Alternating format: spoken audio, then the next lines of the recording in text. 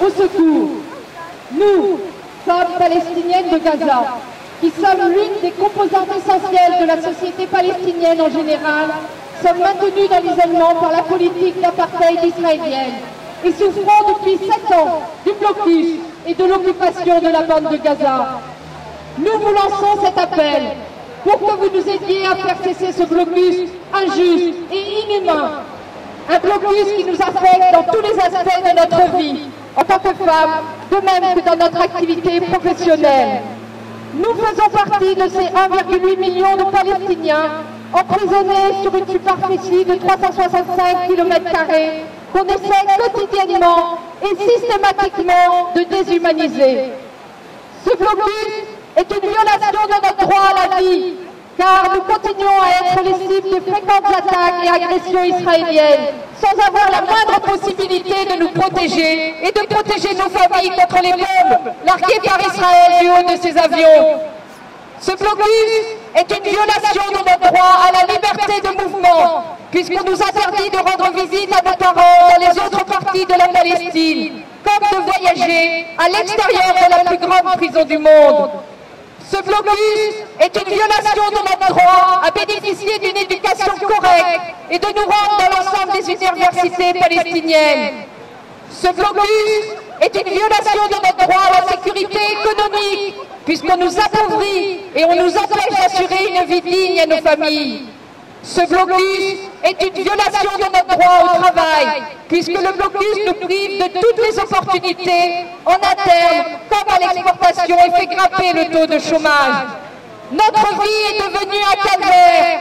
Nous sommes désormais privés d'éléments aussi vitaux que l'électricité, l'essence, l'eau potable.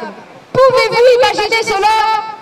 C'est pourquoi nous vous demandons de ne pas nous abandonner, de prendre la mesure de la violation de nos droits humains les plus fondamentaux et de nous montrer votre solidarité.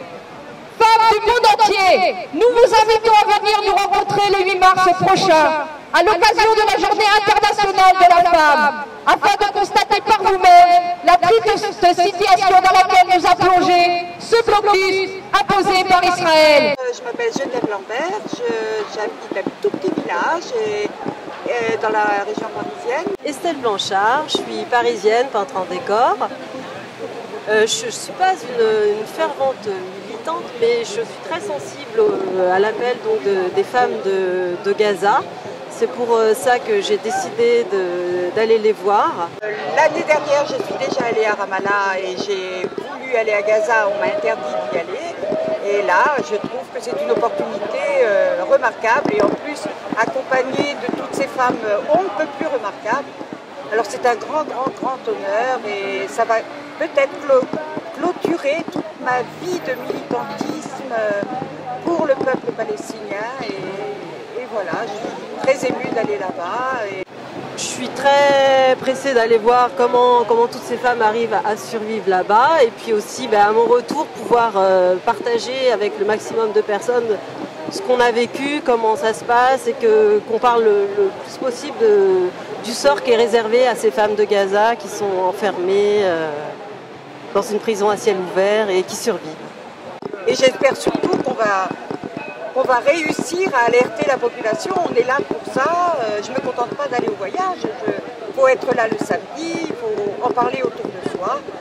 Et puis, mais que la Palestine vive, quoi. Que toutes ces femmes puissent élever leurs enfants tranquillement et sans avoir peur quand les enfants sont à l'école, en famille. Voilà. Jusqu'à Gaza, j'ai navigué sur une flottille de la liberté. J'ai dit aux hommes du monde entier, je viens planter un olivier. Oh, vous les hommes de bonne volonté, allons prier, allons chanter l'amour, la fraternité à Jérusalem, la bien-aimée. Gaza Gaza, fin de concentration, ça suffit. C'est un enfermement, c'est un bombardement, ça suffit. La Palestine, aux Palestiniens, solidarité avec la Palestine. Gaza, Gaza, on t'oublie pas. Ouvrez les camps, sanctionnez l'occupant. État d'Israël, État criminel. Boycott. Abat nos gouvernants qui arment l'occupant. Abat nos gouvernants qui arment l'occupant. Ils ont voulu nous diviser pour dire qu'ils y sont arrivés. Comme c'était chacun pour sa gueule, leur système pouvait prospérer. Mais il fallait bien qu'un jour on se réveille et que les textes mondiales tombent. On lâche rien, on lâche rien, on lâche rien.